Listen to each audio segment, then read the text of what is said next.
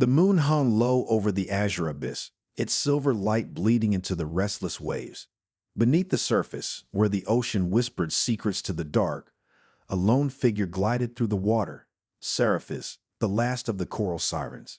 Her tail, shimmering like liquid sapphire, cut through the currents with effortless grace. Hair like spun seafoam, streaked with veins of gold, floated around her as she sang. Her voice was a weapon and a gift, a melody that could lure ships onto jagged rocks or soothe the wrath of the sea itself. But tonight, her song was neither. It was a lament, a plea, a loneliness as deep as the trenches curled around each note. Above, the Black Dagger, a notorious pirate vessel, sliced through the waves like a predator. Its captain, Darian Kale, stood at the helm, his storm-gray eyes scanning the horizon. The wind tugged at his dark, salt-streaked hair, and the ghost of old scars marked his sun-browned skin. He was a man carved by the sea, ruthless in battle but bound by an unspoken code. A whisper of song curled through the air, soft as a lover's sigh. The crew froze, superstition tightening their throats. But Darian, ever defiant, leaned into the sound. There was something in it, not a siren's trap, but sorrow, a mirror to his own. Against the warnings of his first mate, Rook, a grizzled sailor with a face like weathered driftwood, Darian ordered the ship to follow the melody. The closer they sailed, the stronger the pull, until at last, the waters before them rippled, and she emerged. Seraphis rose from the waves, moonlight painting her in silver and shadow, her eyes, wide and luminous as abyssal pearls, locked onto Darian's. For a breathless moment, the world stilled. Then she saw it. A flicker of movement beneath his belt, an unfamiliar shift in the fabric of his trousers. Her gaze darted down, curiosity overtaking caution. The human's had appendages she did not understand.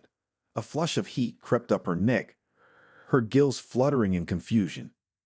Darian smirked, catching her stare. "See something you like, sea witch?" She recoiled, sinking back into the water until only her eyes remained above the surface, glowing, wary, yet undeniably intrigued. The ocean held its breath. And so began the dance of hunter and myth, of man and mermaid, two souls adrift, drawn together by a tide neither could resist. The sea sighed as the Black Dagger rocked gently on its anchor, its sails slack under the weight of the windless night. The crew, superstitious and murmuring, kept their distance from the rail where their captain stood, his shadow stretching long over the moonlit waves. Below him, Seraphis lingered, her tail flicking just beneath the surface, sending ripples of bioluminescence swirling like drowned stars. She had not fled, not yet. Darian crouched at the edge of the ship, his callous fingers gripping the wood. "You're braver than the stories say," he murmured.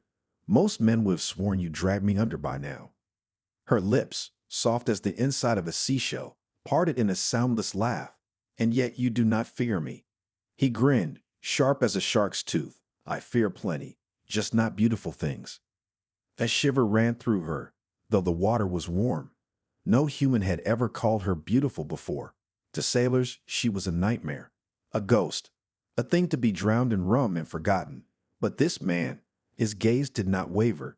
It traced the curve of her collarbone, the way her hair clung to her skin like strands of kelp after a storm. She tilted her head. "What do you seek, pirate?" "Answers," he said. "Why does a siren sing alone? Where's the rest of your kind?" The light in her eyes dimmed. The coral sirens were gone, hunted, betrayed, their songs silenced by greed. She was the last, the only one who remembered the old hymns of the deep. She didn't answer. Instead, she drifted closer until the tips of her fingers brushed the hull. Darian's breath hitched. Then she touched him. A single daring press of her palm against his boot. Leather, salt-stiff and warm, but beneath it, the heat of living flesh. Human warmth, something she had never felt before. His pulse roared in his ears. He had bedded tavern wenches and noble women alike, but this was different. Her touch was like the first sip of water after a year of thirst. Seraphis felt it too, the strange, aching pull between them, the way his muscles tensed under her fingertips, the way his throat worked as he swallowed. The sea had rules, lines not to be crossed. but the hunger in his eyes made her want to break everyone. A shout shattered the moment. "Captain, the Marauder's revenge approaches, starboard side." Darian cursed, twisting to see the silhouette of another ship cutting through the dark. Rival pirates. Worse, enemies. Seraphis recoiled, her gills flaring. She knew that flag. The men who flew it had harpoons and iron nets. Hunters of her kind. Darian met her gaze, his voice low, urgent. "Go, now." But she hesitated. The sea was her sanctuary, yet for the first time the thought of diving into the black alone filled her with dread. And then she made her choice. With a flick of her tail, she vanished beneath the waves. But not toward the depths. Toward the enemy ship. The ocean knew violence. It knew the crush of storms, the scream of wood splitting on rocks, the way blood swirled in water like ink and wine. Tonight, it would learn vengeance. Seraphis moved through the black water like a blade through silk, her body cutting swift and silent toward the Marauder's revenge. Above, lanterns swayed, casting jagged shadows of the crew, men with greedy hands and sharper teeth, men who had hunted her kind. She could hear their voices through the hull, their laughter like gulls screeching over carrion. "Aye, if we bag the siren, the witch queen will pay in gold enough to drown in." Her fingers curled. Let them try.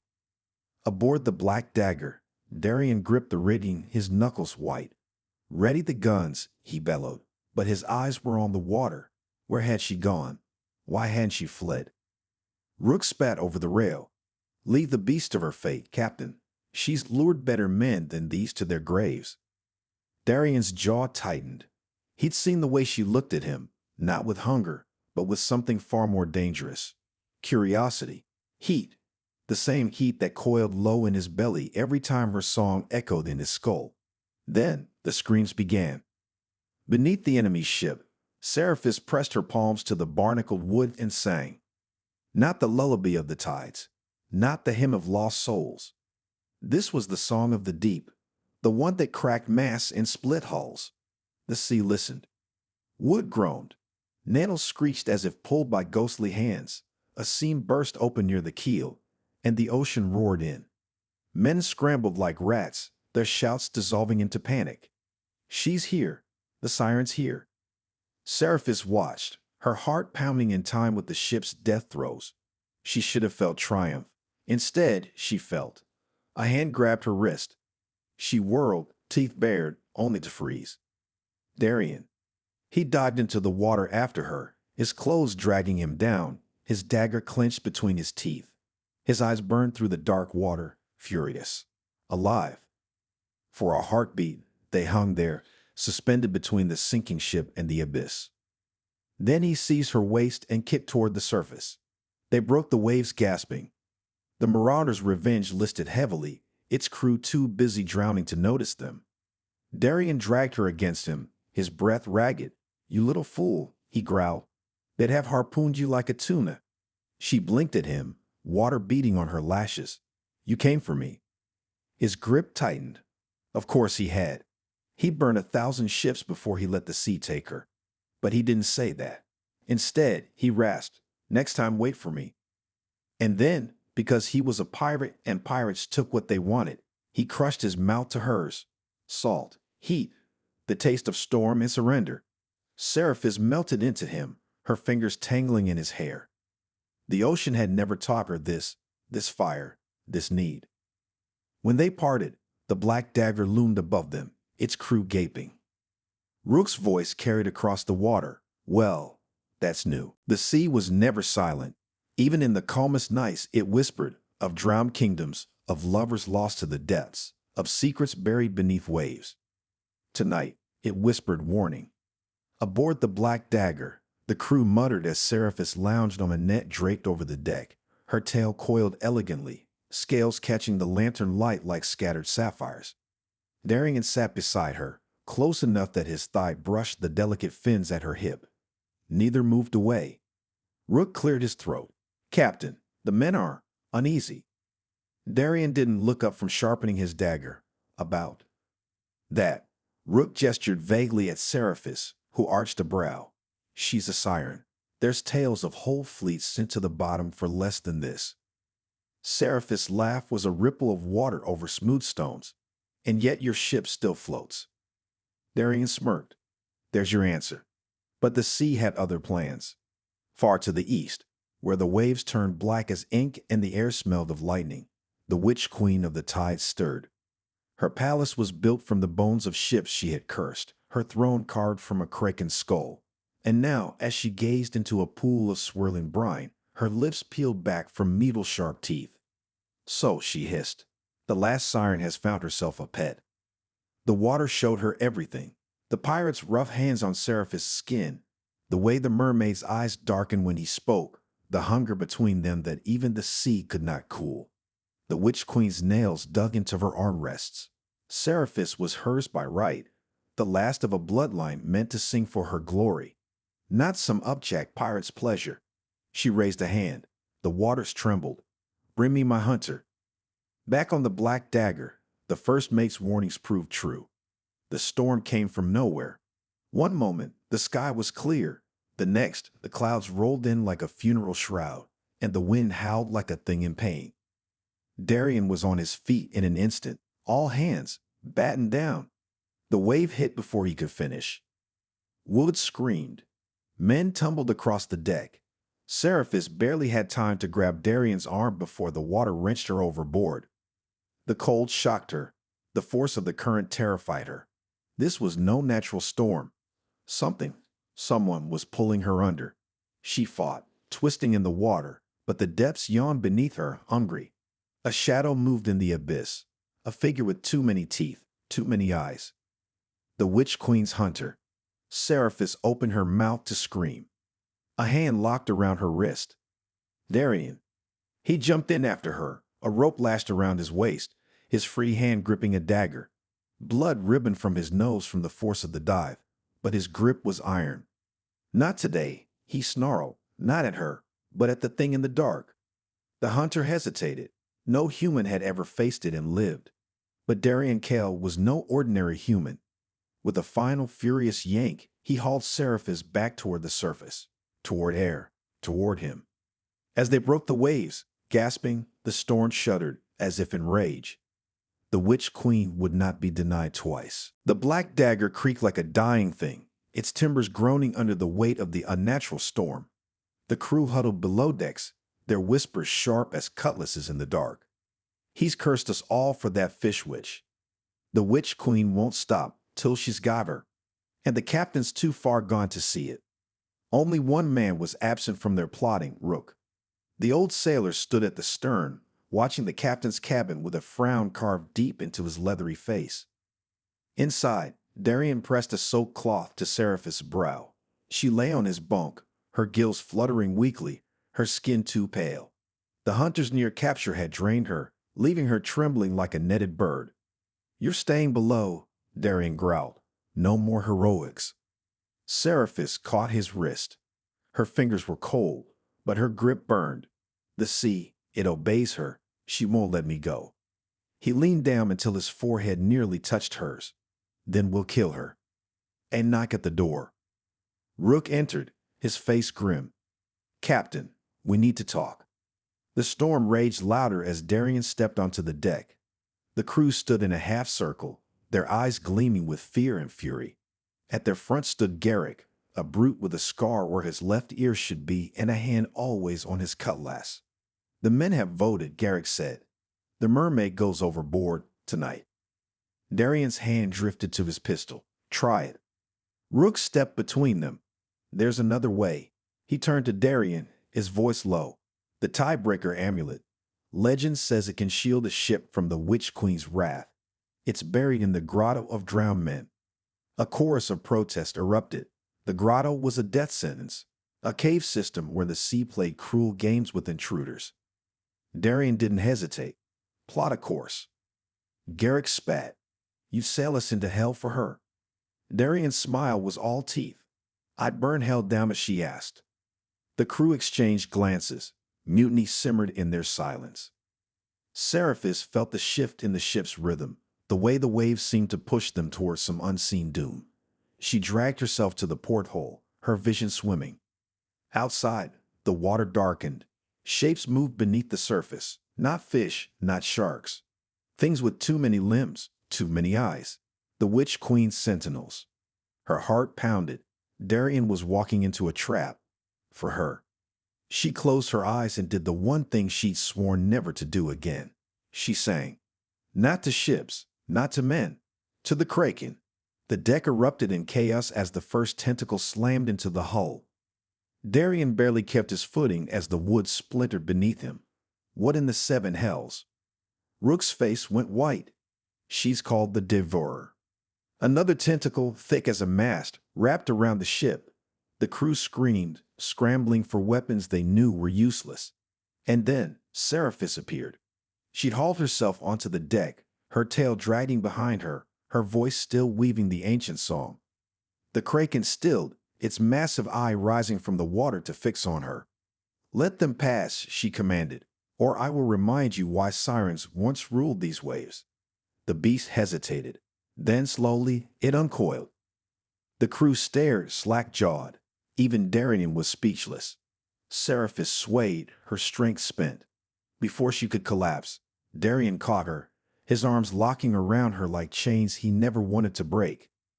You, he breathed against her hair, are going to be the death of me. She smiled weakly. Only if you're lucky. Behind them, Garrick's knife glinted in the storm light. The sea had a way of swallowing light.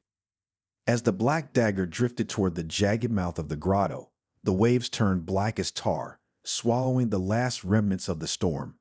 The cliffs loomed like broken teeth, their edges slick with algae and the bones of ships that had dared this path before. Darian stood at the bow, his fingers tight around the railing. Behind him, the crew worked in tense silence, all but Garrick, whose hand never strayed far from the knife at his belt. Seraphis hovered at the ship's edge, her tail flicking nervously. The water here was wrong. It didn't sing. It didn't breathe. It was a graveyard. This place hates the living, she murmured. Darian didn't flinch. Then we'll be quick. Rook handed him a lantern filled with glowing phosphorescent algae. Light won't last long in there, and neither will you if you're not back by high tide. Darian nodded, then turned to Seraphis. Stay with the ship. Her eyes flashed. You'll die without me. Maybe. His thumb brushed her wrist, a silent promise. But I'll die faster if you're hurt. Then he was over the side, diving into the waiting dark. The grotto was colder than death. Darian's breath fobbed in the air as he swam through the tunnel, the lantern's eerie glow painting the walls in shifting greens. The water was thick with silt, swirling around him like ghosts eager to whisper secrets. Then he saw it. The amulet hung suspended in the water, lodged in the skeletal fingers of a long-dead pirate. Its chain was rusted, but the jewel at its center pulsed faintly, like a heartbeat. Darian reached for it. A hand clamped onto his ankle. He whirled, the dagger drawn, only to freeze. The corpse wasn't dead. Its eyes were milky, its flesh bloated and peeling, but its grip was iron. More figures emerged from the shadows, drowned sailors, their mouths open in silent screams. The grotto's guardians. Darian slashed, but his blade passed through them like mist. They dragged him deeper, their fingers digging into his skin, their hollow voices echoing in his skull. Join us. Stay. Sleep. His lungs burned. The light was fading. Then, a song. Seraphis' voice cut through the water like a blade, sharp and silver. The corpses recoiled, their faces twisting in fear. She surged into the grotto, her tail cutting through the blackness, her hair a halo of sea foam. Her hand found Darian's, her grip fierce. Take it and go. He snatched the amulet. The grotto screamed. They breached the surface just as the cliffs began to shake. Rocks tumbled into the sea, the water churning as if the very ocean were trying to spit them out. The Black Dagger's crew hauled them aboard, shouting as the ship lurched away from the collapsing grotto.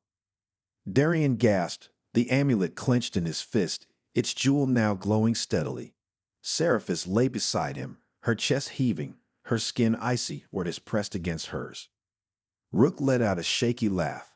Never doubted you, Captain. Across the deck, Garrick's face darkened. Darian didn't care. He rolled onto his side, framing Seraphis' face with his hands. You weren't supposed to follow. Her lips curled. You weren't supposed to drown. His laugh was rough, his forehead resting against hers. Around them, the crew cheered, but their voices were distant. There was only this, only her. Only the amulet's pulse between them, steady as a shared heartbeat. The amulet pulsed like a second heartbeat in Darian's palm, its eerie glow casting serpentine shadows across the deck. The crew of the Black Dagger gathered in a loose circle, their faces half lit by its unnatural light. Even the sea seemed to hold its breath. Seraphis reached out, then hesitated. The amulet's energy prickled against her senses, whispering in a language older than ships, older than men. It's not just a shield, she murmured. It's alive. Darian clenched his jaw. Doesn't matter what it is. If it stops the Witch Queen's storms, we use it. Rook leaned in, squinting. Legend says it was forged from a siren's tear and a drowned king's last breath. Price for wielding it steep, Captain. A scoff came from the shadows. Garrick folded his arms, his knife glinting. More mermaid magic. Just what we need. Darian ignored him, sliding the chain over his neck. The moment the amulet touched his skin, the world shifted. Fire in his veins, salt in his lungs. A voice, not his own, snarling in his skull, mine. Darian staggered, gripping the rail. The crew surged forward, but Seraphis was faster. Her hands framed his face, her forehead pressing to his as she hissed a siren's word, stay. The amulet's snarl faded to a growl, then silence. Darian exhaled, his breath ragged. His eyes met Seraphis's, and for a heartbeat, they weren't Captain and Mermaid, just two souls clinging to each other in the dark. Then Garrick's voice cut through the moment. See, poison. Toss it before it kills us all. Darian straightened, the amulet cold against his chest. Anyone else want to give orders? The crew fell silent. Night fell like a shroud. The Black Dagger cut through calm waters, the amulet's glow warding off the Witch Queen's storms. But peace came at a cost. Darian couldn't sleep. Every time he closed his eyes, the amulet whispered of power, of kingdoms under the waves of her. Seraphis, tangled in his sheets, her skin warm as sunlight on water. He jerked awake, sweating. She was there, perched on the edge of his bunk, her tail coiled beneath her. Moonlight turned her into a ghostly silhouette. You're fighting it, she said softly. Don't. He laughed bitterly. Easy for you to say. It's not crawling inside your head. Her fingers traced the amulet's chain, sending shivers down his spine. It wants what I want. His breath caught. And what's that? She didn't answer with words. Her lips brushed his, once, twice, a third time deeper, and suddenly the amulet's voice wasn't the only thing roaring in his ears. The chain between them grew warm, then hot, then burning. Darian tore away with a gasp. The amulet's jewel had turned blood red. Seraphis' eyes widened. It's not just a shield, it's a key. On deck, Garrick smiled. The crew slept. The watchman's throat was slit. And the marauder's revenge, repaired and vengeful, drifted silently toward them through the fog. The night smelled of salt and betrayal. Aboard the Black Dagger, the fog curled like skeletal fingers around the masts, muffling the creak of ropes and the whispers of the approaching ship. Only Seraphis heard it, the groan of hulls drawing near, the hungry rasp of blades being drawn. She lunged for the cabin door just as the first grappling hook bit into the rail. Darian. She had to warn him. But the amulet around his neck burned hotter as she drew close, its crimson glow pulsing like a warning. His eyes flew open, wild and unfocused, his hand already on his pistol. They're here, she breathed. He was on his feet in an instant, but something was wrong. The amulet's chain had dug into his skin, leaving angry red marks that shimmered like wet ink. His voice, when he spoke, was too deep, too layered, as if something else spoke with him. Let them come. Chaos erupted on deck. The crew of the Marauder's Revenge swarmed over the rails, cutlasses gleaming. Garrick stood at their helm, his grin a slash of malice in the torchlight. Told you he'd choose the fish over his own men. Rook spat blood from a split lip, his back pressed to the mainmast. Traitorous dog. A pistol shot cut him off. Garrett crumpled, his face frozen in surprise. Darian stood at the cabin door, smoke curling from his gun, his eyes twin pools of black in the amulet's hellish glow. The fighting stilled. Even the sea seemed to hush. Then, the Witch Queen arrived. She rose from the waves atop a throne of living coral, her skeletal fingers curled around a trident of twisted bone. The water itself recoiled from her, hissing where it touched her pallid skin. Enough. Her voice was the sound of ships breaking on rocks. Seraphis felt the command like a hook in her ribs, yanking her forward. The Witch Queen's magic pulled at her, demanding obedience. Darian's hand locked around her wrist. No. The amulet screamed. Light exploded from the jewel, cracking the deck beneath their feet. The Witch Queen shrieked as the beam struck her, her coral throne crumbling to ash. But the amulet wasn't done. It was feeding on Darian's life, on his breath, on the pounding of his heart. Blood trickled from his nose, his ears, his eyes. Seraphis grabbed his face. Take it off. He couldn't. His fingers clawed at the chain, but it had fused to the skin. The Witch Queen laughed, dragging herself onto the deck. Fool. The amulet always takes its price. His soul for yours. Seraphis looked at Darian, at the man who dived into hell for her, who'd fought gods and monsters without flinching. And she sang, not a lullaby, not a battle cry, a sacrifice. Her voice wove through the amulet's light, her song merging with its power. The jewel shattered. The explosion threw the Witch Queen back into the sea. Darian collapsed, the broken chain falling from his neck. And Seraphis. She was fading. Her tail splintered into motes of light, her skin turning translucent as sea foam. The amulet had taken its price after all. Darian crawled to her, his hands passing through her shoulders. No, no. Take me instead. She smiled, her fingers brushing his cheek like a wave kissing the shore. You already did. And then, she was gone. Epilogue. A year and a day later. The Black Dagger sailed alone, its flag at half-mast. Darian stood at the prow, his face older, his eyes never leaving the horizon. The crew knew better than to speak of her. Then, a whisper in the rigging, a laugh in the spray. And sometimes on nights when the moon was full, a familiar voice saying just beneath the waves. Waiting. Calling. Loved.